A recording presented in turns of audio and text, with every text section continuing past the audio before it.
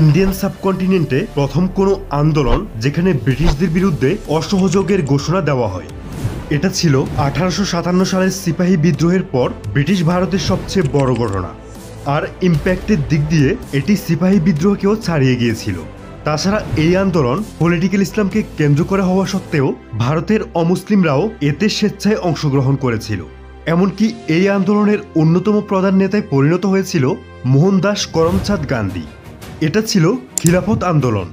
এই আন্দোলন এতটা প্রকট আকার ধারণ করেছিল যে পলিটিক্যাল ইসলাম কেন্দ্রিক এই আন্দোলনের মাধ্যমেই উপমহাদেশে ব্রিটিশদের পতন হতে পারত, অর্থাৎ স্বাধীনতার জন্য হয়তো 47 সাল পর্যন্ত অপেক্ষা করা লাগতো না।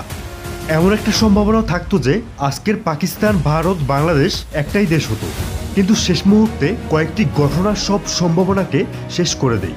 ব্যর্থ হয় খিলাফত আন্দোলন।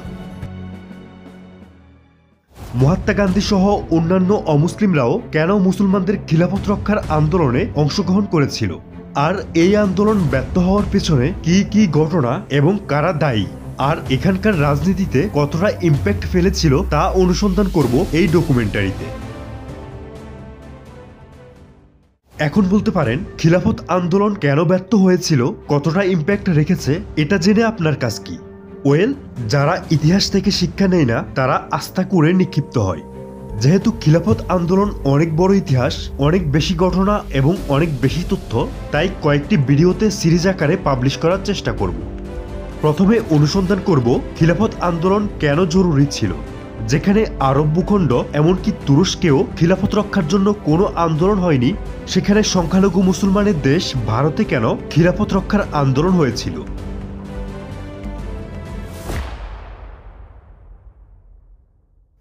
মিশরে মামলুকদের পতনের পর মক্কা মদিনার নিয়ন্ত্রণ চলে যায় ওসমানীয়দের হাতে। স্বাভাবিকভাবেই ওসমানীয় সুলতানরাই খলিফা উপাধি ধারণ করতে থাকে। এর মাধ্যমে প্রথমবারের মতো অনারব তুর্কিদের নিকট খিলাফতের দায়িত্ব পড়ে। খিলাফতের রাজধানী হয় ইস্তাম্বুল। নক্ষত্রেরও মৃত্যু হয় আর সাম্রাজ্যেরও পতন ঘটে। 19বিংশ শতাব্দীতে ওসমানীয় খিলাফত পতনের ধারপ্রান্তে পৌঁছায়, আর প্রথম বিশ্বযুদ্ধে পরাজয় এই পতনকে সুনিশ্চিত করে। কিন্তু খিলাফত থেকে হাজার মাইল দূরে ব্রিটিশদের শাসনাধীন ভারতে ঘটে এক বিস্ময়কর ঘটনা। এখানকার মুসলিম এমনকি অমুসলিমরাও ওসমানীয় খিলাফতকে বাঁচানোর জন্য ব্রিটিশদের বিরুদ্ধেই সংগ্রামে নেমে পড়ে। মানেটা এমন দাঁড়ায়, যারা কিনা ব্রিটিশদের কাছ থেকে নিজেদেরই স্বাধীনতা অর্জন করতে পারছিল না, তারা আরেকটি রাষ্ট্রের স্বাধীনতা রক্ষার জন্য আন্দোলন করছে। ব্যাপারটা কেমন যেন গোলমেলে টাইপের, তাই না?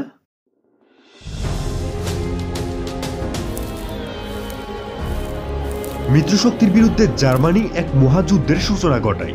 যুদ্ধের শুরুটা হয়েছিল ইউরোপে, কিন্তু ইউরোপীয় সাম্রাজ্যগুলোর কলোনি সারা বিশ্বে ছড়িয়ে থাকায় এই যুদ্ধ দ্রুত সারা বিশ্বে ছড়িয়ে পড়ে। যুদ্ধে ব্রিটিশ সাম্রাজ্য ছিল মিত্রশক্তিতে, অন্যদিকে ওসমানীয়রা জার্মানির নেতৃত্বাধীন কেন্দ্রীয় শক্তিতে যোগ দেয়। একটি যুদ্ধে জেতার সবচেয়ে ভালো উপায় হচ্ছে শত্রুর সবচেয়ে দুর্বল অংশে আঘাত করা। এশিয়াতে আরব ভূখণ্ডের বেশিরভাগই ওসমানীয়দের শাসনাধীন ছিল, অন্যদিকে ইন্ডিয়া ছিল ব্রিটিশদের শাসনাধীন। যার কারণে ব্রিটিশরা চিন্তা করল, ওসমানীয়রা যদি ব্রিটিশ ইন্ডিয়ায় আক্রমণ করে তাহলে ব্রিটিশ ইন্ডিয়া তাদের হাতছাড়া হয়ে যাবে।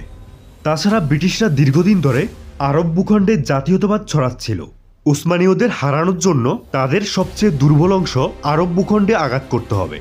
এর মাধ্যমে দীর্ঘদিনের ব্যর্থতা জেরুজালেমের উপর নিয়ন্ত্রণও নিতে পারবে। কিন্তু এশিয়ান ফ্রন্টে যুদ্ধ করার জন্য যে বিপুল সৈন্য প্রয়োজন, ইংল্যান্ড থেকে তা সাপ্লাই দিতে পারবে না। তাহলে কি করতে হবে? অবভিয়াসলি অস্ট্রেলিয়া এবং ইন্ডিয়া থেকে সেনাবাহিনী গঠন করতে হবে। অস্ট্রেলিয়া থেকে সহজে সেনাবাহিনী গঠন করতে পেরেছিল। ইন্ডিয়াতে ইন্ডিয়ান কংগ্রেস এবং মহাত্মা গান্ধীর মতো নেতারা সেনাবাহিনী গঠনে ব্রিটিশদের ব্যাপক সাহায্য করে। কিন্তু সমস্যা হচ্ছিল, ভারতের মোট জনসংখ্যার 4 ভাগের প্রায় 1 ভাগ মুসলমান।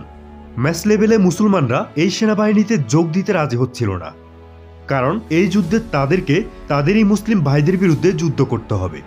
আর এই যুদ্ধে যদি ওসমানীয়রা হেরে যায় তাহলে ব্রিটিশরা মক্কা, মদিনা, জেরুজালেমে মুসলমানদের পবিত্র স্থানগুলোতে ধ্বংসযজ্ঞ চালাতে পারে।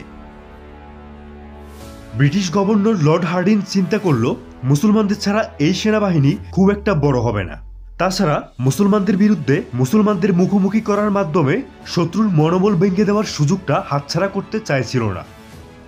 তাই লর্ড হার্ডিঞ্জ ছল ছাতুরির আশ্রয় নিয়েছিল। সে মুসলমানদেরকে বোঝায় যে ইসলামের পবিত্র স্থানের ক্ষতি সাধন করার তাদের কোনো ইচ্ছা নেই, এমনকি খিলাফত ধ্বংসেরও কোনো ইচ্ছা তাদের নেই। তারা শুধু ওসমানী ও জার্মান জোটের কাছ থেকে ইন্ডিয়াকে রক্ষা করতে চায়। ব্রিটিশ গভর্নর জনগণকে প্রতিশ্রুতি দিয়েছিল এই যুদ্ধে ব্রিটিশদের সহায়তার বিনিময়ে তারা একটা পার্লামেন্টারি গভর্নমেন্ট অর্থাৎ স্বরাজ দিবে। ব্রিটিশদের এই ছল ছাতুরিতে মাওলানা শওকত আলী, মুহাম্মদ আলী, আব্দুল বারীর মতো মুসলিম নেতৃবৃন্দ রাজি হয়ে যায়। ব্রিটিশ প্রেসক্রিপশন অনুযায়ী বিভিন্ন সভা সমাবেশ করে ব্রিটিশ সেনাবাহিনীতে যোগ দেওয়ার জন্য তারা সাধারণ মুসলমানদেরকে রাজি করাতে থাকে। ফলে অনেক মুসলমান ব্রিটিশ সেনাবাহিনীতে যোগ দিয়ে ইরাক এমনকি দার্দানেলিস প্রণালীতে মুসলমান ভাইদের বিরুদ্ধে যুদ্ধ করে এশিয়া অঞ্চলে ওসমানীয়দের পতন সুনিশ্চিত করে।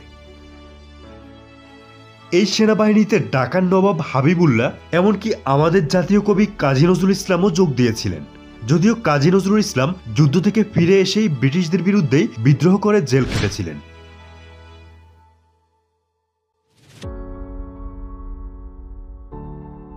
মিত্রশক্তি ইস্তাম্বুল দখল করে নেয়। সিরিয়া, ফিলিস্তিন, ইরাক এই অঞ্চলগুলো ফ্রান্স এবং ব্রিটিশরা নিজেদের মধ্যে ভাগ বাটোয়ারা করে নিয়েছিল।